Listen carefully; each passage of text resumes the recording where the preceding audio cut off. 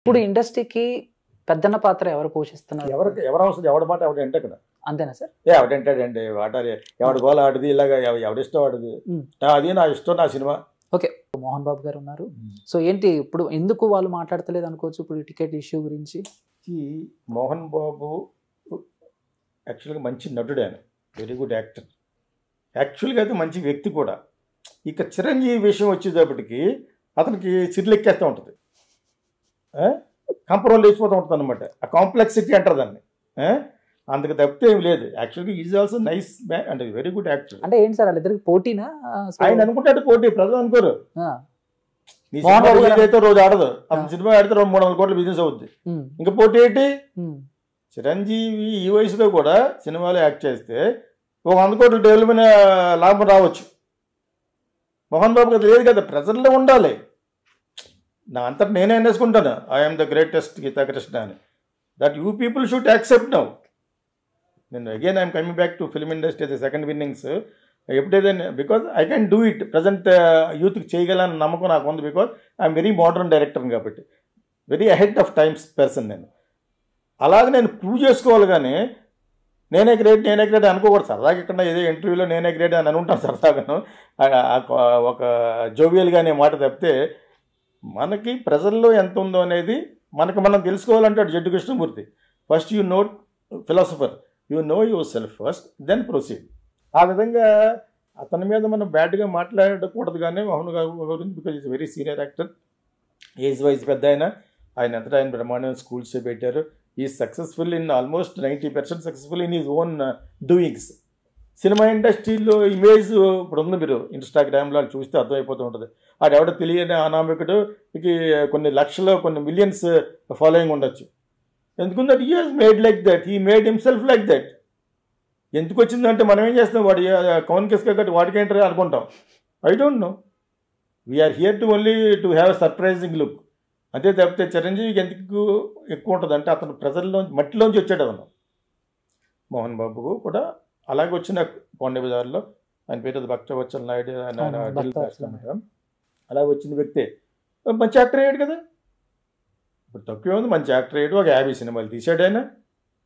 When it comes to image, ఇందాక పవన్ కళ్యాణ్ జగన్ గురించి మాట్లాడుతున్నట్టు ఓట్ బ్యాంక్ ఇమేజ్లో ఈయనకు ఉంది, టికెట్ బ్యాంక్లో ఆయనకుందని చెప్పాను. ఆ విధంగా ఇక్కడ ఇమేజ్ చూసుకుంటే సార్, ఇందాడ మాటల మధ్యలో చిరంజీవి గారి టాపిక్ వచ్చింది, దాసరి నారాయణ గారి టాపిక్ వచ్చింది.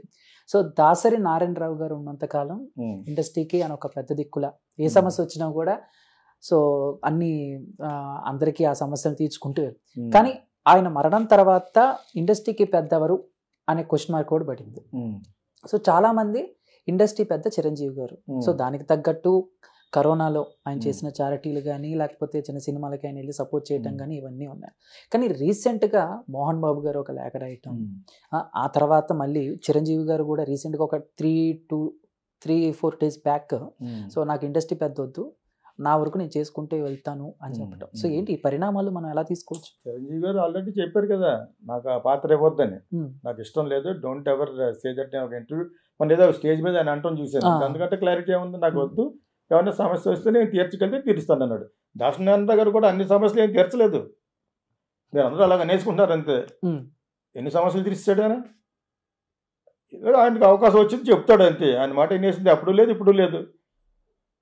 ఆయనకు ఒకప్పుడు కోపం వస్తే స్టార్ల గురించి బ్యాడ్గా మాట్లాడేవాడు, ఎక్కువ రెమ్యునరేషన్ తీసుకుంటున్నారు, ఆయనకి డేట్లు ఇవ్వట్లేదని. ఒక్కోసారి కొత్త సినిమా ఏదో అటర్ ఫ్లాప్ అయితే స్టార్లు తిట్టేవాడు. అంత ఇంబ్యాలెన్స్డ్గా ఉన్నవాళ్ళు ఇంకెవరు లేరు. సీనియర్ డైరెక్టర్ 150 సినిమాలు డైరెక్ట్ చేశాడు కాబట్టి.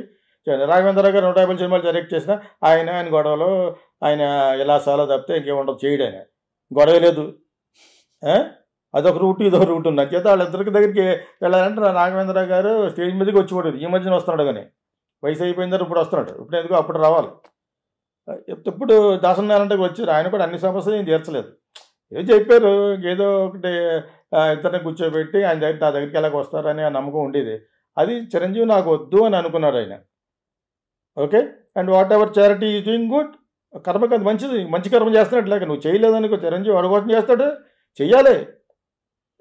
చేయకుండా ఎలాగా సంపాదించిన తర్వాత అలాగా నీకు ఆ ఫేమస్ ఉన్నప్పుడు చేయకపోతే నీకే బ్యాడ్. అది అందరూ సంపాదిస్తున్నారు కదా సార్, చిరంజీవి గారు అందరూ చేస్తారు. రామోజీరావు గారు కదా సార్, రామోజీరావు గారు 20 కోట్లు ఇచ్చాడు.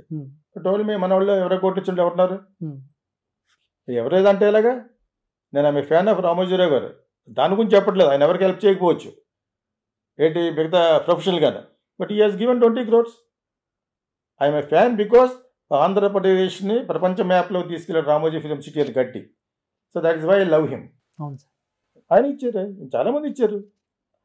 Very big people are corporate social responsibility అనేది కంపల్షన్. ఇప్పుడు ప్రతి డబ్బున్న వాళ్ళు వాళ్ళ యొక్క ఫ్యాక్టరీల ద్వారా, వాళ్ళ యొక్క ఇండస్ట్రీ ఎస్టాబ్లిష్మెంట్ ద్వారా సిఎస్ఆర్ అంటారు, కార్పొరేట్ సోషల్ రెస్పాన్సిబిలిటీ ఇవ్వాలి. ఒక 10-15% ఇవ్వాలి.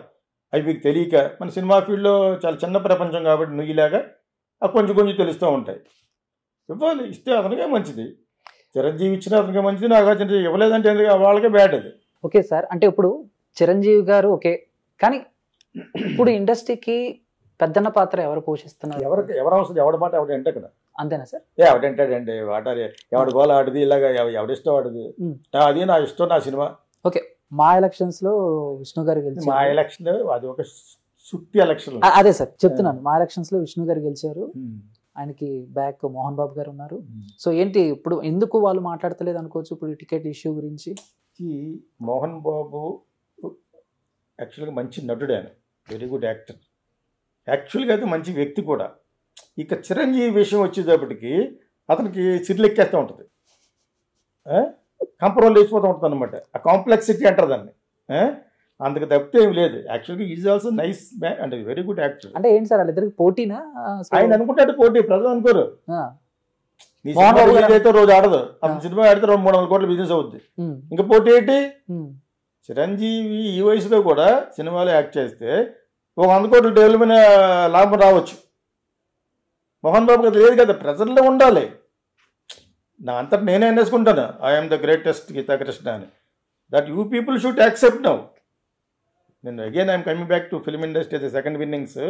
ఎప్పుడైతే because I can do it, present యూత్కి చేయగలని నమ్మకం నాకు ఉంది. Because I'm very modern director కాబట్టి, very ahead of times person నేను. అలాగే నేను ప్రూవ్ చేసుకోవాలి, కానీ నేనే గ్రేట్ అనుకోకూడదు. సరదాగా ఇక్కడ ఏదో ఇంటర్వ్యూలో నేనే గ్రేట్ అని అనుకుంటాను సరదాగాను, ఒక జోవియల్గా అనే మాట తప్పితే మనకి ప్రజల్లో ఎంత ఉందో అనేది మనకు మనం తెలుసుకోవాలంటాడు Jiddu Krishnamurthy.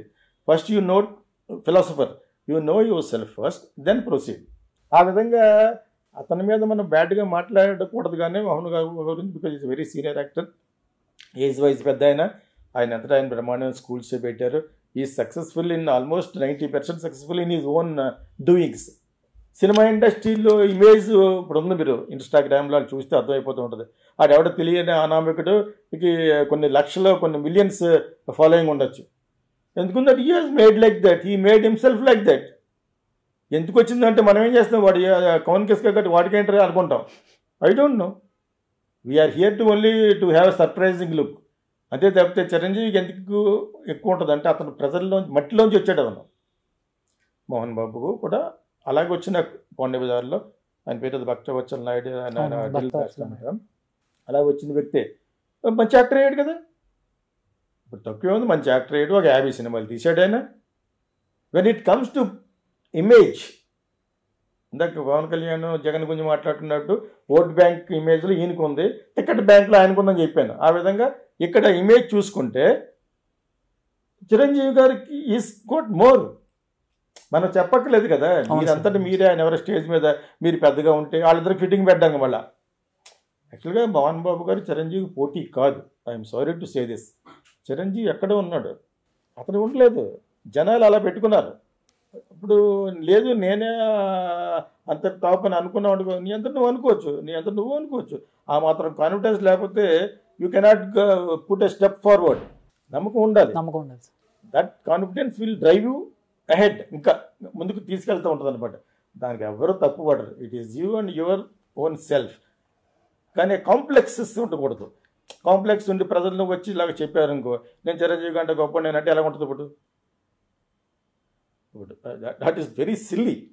So same thing with వాళ్ళిద్దరి మధ్యలో కూడా. ఆయన అంటే నాకు వద్దనే, మళ్ళీ ఆయన కూడా వెళ్ళి ఏదో వివాదంలో లాగడం తప్పితే so called your star Chiranjeevi, నేను ఎవరికి ఉపోద్ఘాతాలు ఇవి పెట్టను, ఉపమానాలు దాన్ని ఏమంటారు అడ్జెక్టివ్స్ పెట్టను, మెగాస్టార్లు, నట భారత్, నట సార్వభౌములు అవి పెట్టను. I hate that. They are just stars grown from acting. అంచేత Chiranjeevi is a good star. Don't put any adjectives. నేను అడ్జెక్టివ్స్ పెట్టడం నాకు ఇష్టం లేదు కూడా. నాకు ఎవరు పెట్టినా కూడా ఎప్పుడో నవయువ డైనమిక్ డైరెక్టర్, వెరైటీ డైరెక్టర్ అంటే తీసేయండి సార్ అన్నాను. Sir I'm just a director. నేనైనా దైవాంశ సంభూతం ఏం కాదు. I'm just modern director like anybody else. అవును సార్. That's it. అంతే తప్పితే అటువంటి స్టార్కి ఈ రోజున he has got so much of image. ఆ విధంగా స్టార్ ప్రొడ్యూసర్లు కూడా ఉన్నారు. బాగా వాళ్ళ పేరు చెప్తే సినిమాలు సగం వరకు లాగ్గలు Allu Arvind, Suresh Babu, there are some people. అదే నేను ఒప్పుకోనంటే ఎలాగా? I don't care, I don't accept అని అనకూడదు. అది the due course they have build. Ramanaidu గారు కానీ అలా వస్తూనే ఉంది. వాళ్ళు మంచోళ్ళు చెడ్డోళ్ళు అనే ప్రశ్న వేస్తే మటుకు దట్ ఈస్ డిఫరెంట్ మ్యాటర్. అది మంచి చెడ్డ అనేది కొలమానం ఎలా చేస్తాం? దానాలు చేయటం వల్ల కాదు. At least by doing good films, at least by not hurting others, ఇంకొకరికి హాని చేయకుండా ఉండగలిగితే అదే మంచిదనం. సినిమా ఫీల్డ్లో ఎవరికి పెద్ద రకం అవసరం లేదు. కోర్టుకి వెళ్తారు. ఓకే, ఎవరిది న్యాయమో ఎవరి న్యాయం కావదో అక్కడ తేల్చుకుంటారు తప్పితే ఇక్కడ పెద్దవాడిని పెట్టి ఎవరి మాట ఎండ కదా, ఎవరి మాట ఎండరు, విన్నట్టు నటిస్తారు అంతే.